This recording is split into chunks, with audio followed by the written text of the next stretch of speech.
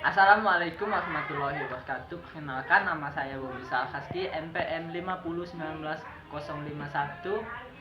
Saya akan menjelaskan tentang konsep dasar kurikulum. Yang pertama ialah pengertian kurikulum. Secara etimologi, kurikulum berasal dari bahasa Inggris, yaitu kata kurikulum yang berarti perencanaan pembelajaran. Kata kurikulum sendiri berasal dari kata kurir yang berarti bergerak cepat, tergesa-gesa, menjelajahi, menjalani, dan berusaha. Dalam kamus Webster tahun 1857, secara gamblang diartikan sebagai perencanaan sejumlah mata pembelajaran yang harus dikuasai oleh siswa untuk naik kelas atau mendapatkan ijazah. Yang kedua, pengertian telaah kurikulum. Kurikulum adalah seperangkat dan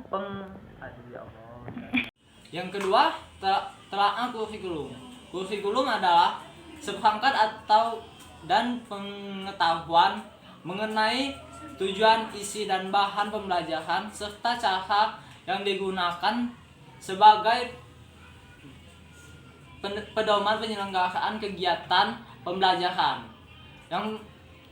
Yang pertama ialah peranan kurikulum. Peranan kurikulum terbagi menjadi 3, yaitu peranan konservatif, peranan kreatif, dan yang terakhir peranan krisis dan evaluatif. Yang kedua, landasan kurikulum di Indonesia. Landasannya ada 3, yaitu yang pertama Undang-Undang Dasar 1945, yang kedua Undang-Undang Nomor 20 Tahun 2003 tentang Sisdiknas, yang ketiga PP Nomor 19 Tahun tentang Standar Nasional Pendidikan. Yang ketiga, kurikulum yang pernah ada di Indonesia, yaitu terdapat 10 kurikulum. Yang pertama ialah kurikulum 1947, diberi nama Rencana Pembelajaran 1947. Yang kedua, kurikulum 1952, diberi nama Rencana Pembelajaran Terurai 1952,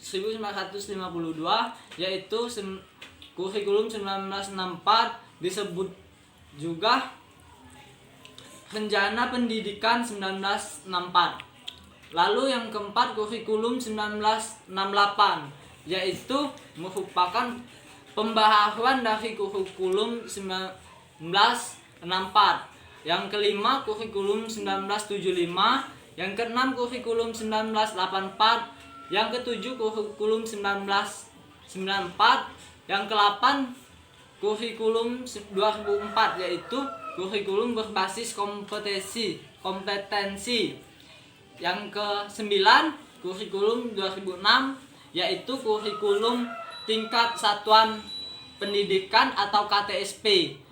Yang terakhir, yang ke-10, kurikulum 2013 atau biasa disingkat K13. Yang ketiga yaitu fungsi dan prinsip kurikulum.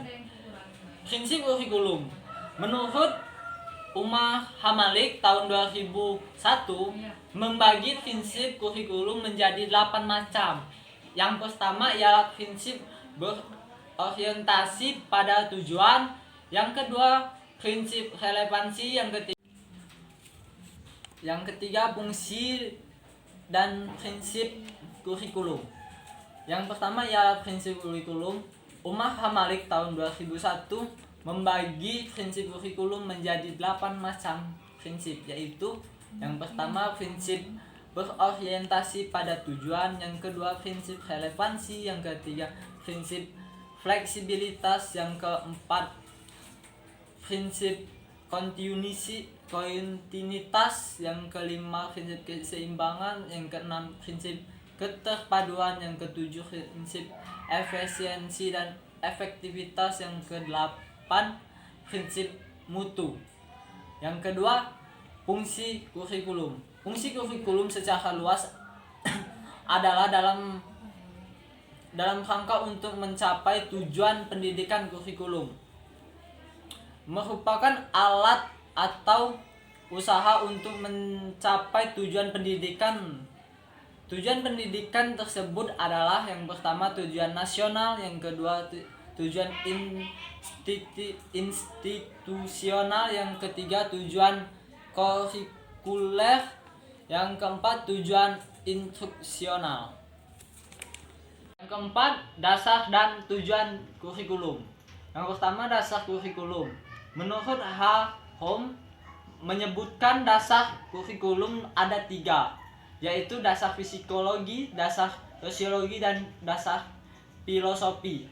Sedangkan menurut Asaiban mengemukakan ada 5 dasar kurikulum. Yang pertama yaitu dasar religius, yang kedua dasar filsafat, yang ketiga dasar psikologi, yang keempat dasar sosiologi, yang kelima dasar organisasi.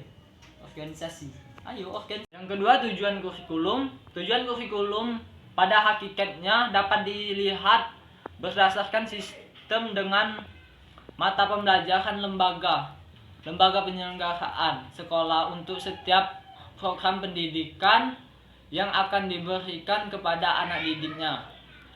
Yang kelima atau yang terakhir, relevansi dengan standar nasional. Ada 3 macam relevansi eksternal dalam pengembangan kurikulum. Yang pertama ialah relevansi dengan lingkungan hidup peserta didik, yang kedua relevansi dengan perkembangan zaman, yang ketiga relevansi dengan tuntutan dunia pekerjaan dan potensi peserta didiknya. Terima kasih. Itulah tadi penyampaian materi dari saya. Bila ada kekurangan kata atau kesalahan kata, saya minta maaf kepada Allah, saya mohon ampun. Saya akhiri. Wassalamualaikum warahmatullahi wabarakatuh. Terima kasih. Bye bye.